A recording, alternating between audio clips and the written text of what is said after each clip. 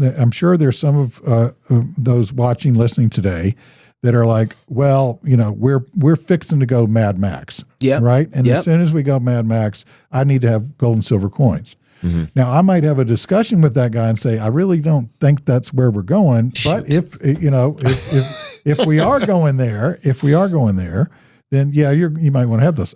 You'd rather have a can of tuna fish if we're really going Mad Max. Right. But I can get my arms around why. Mm-hmm, mm-hmm. But if someone was to ask me, do you think it's really going to get that bad?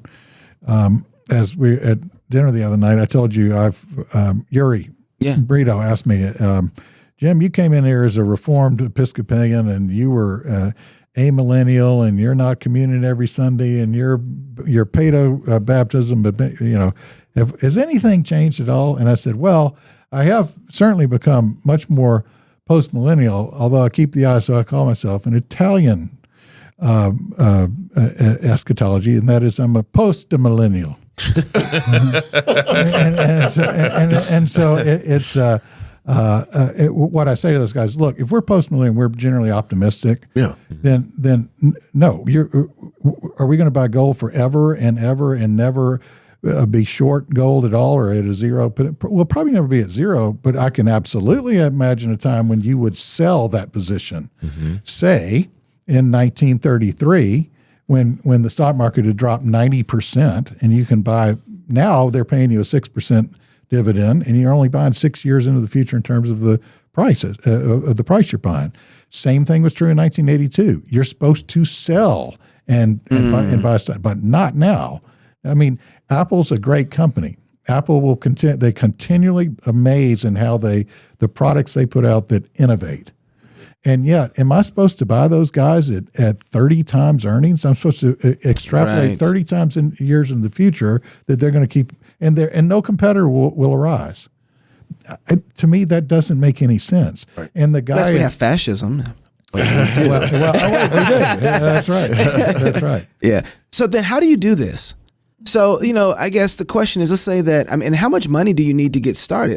There's kind of all kinds, because $65,000. I saw that if you want one bar, at least. I heard about that. But I'm wondering if it's like, okay, so does a family go in and say, guys, let's raise $65K, or their entry levels into this? They weren't selling those Trump coins for that much. I just want you to know that. So, how do you get started, and what levels can you, what's the entry level? The entry level can be very, very small. And the first question to ask is, wait a minute, what if I'm a family and I've got X amount of net worth? Well, what's the number supposed to be that you would recommend? Jim, what would you recommend it would be in terms of percentage of your net assets? And that answer is 10% plus or minus 5. If you are the more cautious you are, the larger that percentage is going to be. Is that just a general investment? And where I'm coming from with that is go back to when we are in the gold standard, pre-Fed. Go to rich guys' houses in New York or wherever you want to go, and they all have an internal safe, and in that safe they kept their gold and silver. They didn't think about it. In 1933, in the heart of the worst of the Depression, FDR called in all Americans that had gold. They had to turn their gold in on penalty of getting arrested. Yes. Really? What is this? Whoa. What? Communist country? What is this? Oh, yeah. Yeah. Isn't that funny? That was 100 years ago. Wow. Are you guys aware of this? No, I hadn't heard that. Yeah, 1933. It was I knew FDR was a bad guy. Yeah. I knew FDR was bad. Oh, yeah. He was a real bad guy. Yeah. And it's one of the first things, executive order, turn the gold in. And, of course, what did he do? As soon as they waved it all in, then now it's in the government coffers, and they raised the price. So it helped them on the government problems. Right. But the question is, why did he do it? The why was because it was so ubiquitous every American had it. Yeah. Of course they had it. Yeah. Now, fast forward to today. Is that something we need to worry about? Absolutely not. Yeah. I don't got any gold. Outside of the government, the central banks, some of the sovereign wealth funds that I mentioned, and a global families around the globe that are already there in terms of wanting to. Most middle class, wealthy families I talk to are at zero allocation. Yeah. And so what's fascinating to me is that you're not playing the futures game with gold. You're actually, when people invest with you, it's actually they're buying into gold bars. They're physical gold coins or bars. Correct. And you guys have a vault where you keep all the gold for your clients, or you could even like ship the gold to them. That's correct. Whatever they prefer. It's the question is, I didn't even know I could like own a gold bar. Well, yeah. So I come to you with like $2,000. You just take that thing and shave off a few shavings and put it in a Ziploc bag and send it to me. How are you doing that? Well, $2,000. You would buy like a 1/10 of an ounce coin. Okay. If you wanted to, I would probably. Especially with the relationship of the price of silver to the price of gold right now, I'd probably have you 1,000 in silver and 1,000 in gold. Oh, you can do silver too. Yes, and silver is more volatile. Yep. If you look at if gold is doing this, silver's doing this. Oh wow. Yeah. Okay. Yeah. So if you look at the big rallies gold had in the 70s and in the 2000s, silver was 3 to 4 or 5 times what gold did in terms of going up. Mm-hmm. It works in the reverse too, of course. It drops too. Yes, it drops way worse than when we peaked out in 2011. Gold fell about 45%. Silver fell more like 80%. So from top to bottom, you just have to be prepared for that. But in terms of entry points. But let me finish my thought about the why you do not need to fear FDR right now. FDR, it was a material take of the government to tell Americans to turn in their gold and make it illegal to own it. That was reversed by Gerald Ford in 1975, I think, and you've had a robust gold market since then.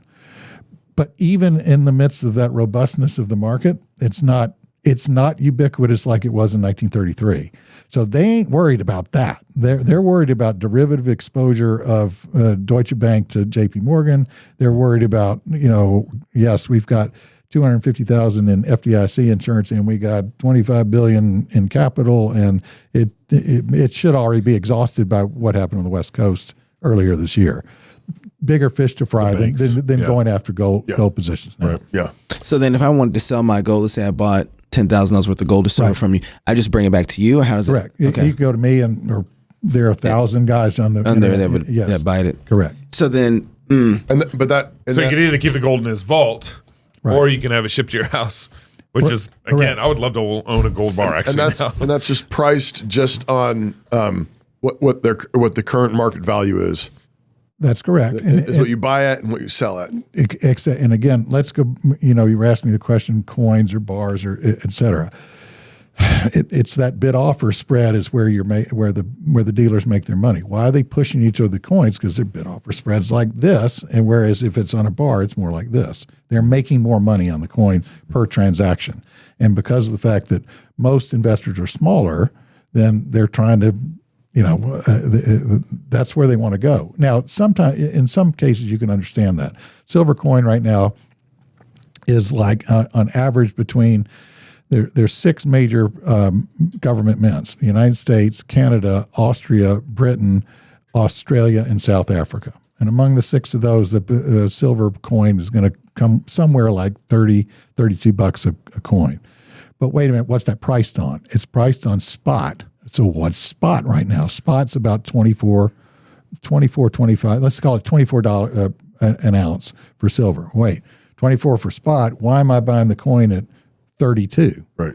Well, what you pull out of the Earth's crust ain't ready to be a coin. Right. That's got to be shipped. It's got to be refined. It's got to be sent to the mint. It's got to be turned into a coin, and that's distributed to the dealer. So you can follow where that bid offer spread goes. Yeah. But then also, if I sell, if I'm a dealer, and let's say I was buying it at spot, and I gave 1 silver coin, well, that transaction I made $6.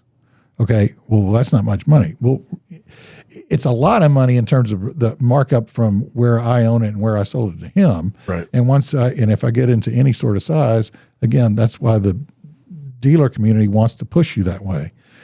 And again, sometimes you should. I'm not saying it's just they're all bad. I'm just saying what I say to all my guys: keep your eyes wide open, understand what you're doing. Right. If you buy this, here's where spot is. This is where you're buying it. You're probably going to sell it in next week at $10 off where you just bought it. as long as everybody knows what's going on, then